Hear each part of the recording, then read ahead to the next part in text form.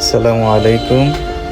আপনারা দেখছেন আজকে সকালে কুমিল্লা জেলা লাকসাম থানার গুমতি গ্রাম, লাকসাম পৌরসভার ৮ নং ওয়ার্ড দুটি ছোট শিশুর লাশ উদ্ধার করা হয়েছে। জানি না কে বা কাহারা এদেরকে মেরে পুকুরের পানিতে লাশ ভাসিয়ে দিয়েছে।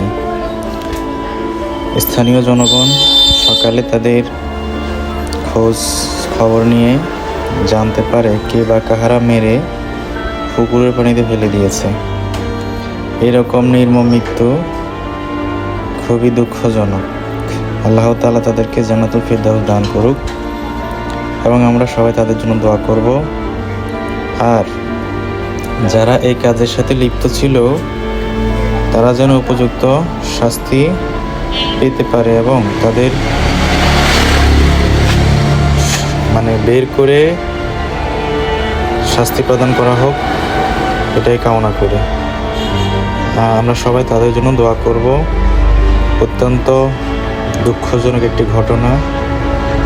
একজনের বাড়ি হচ্ছে গুমতি দক্ষিণ পাড়া, মোহাম্মদ আলী মিয়ার একমাত্র ছেলে।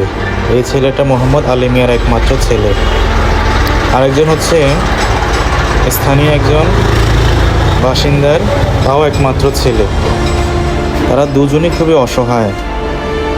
আল্লাহ তাআলা তাদেরকে ধৈর্য ধারণ করার তৌফিক দান করুক। আমরা সকলেই তাদের জন্য দোয়া করব।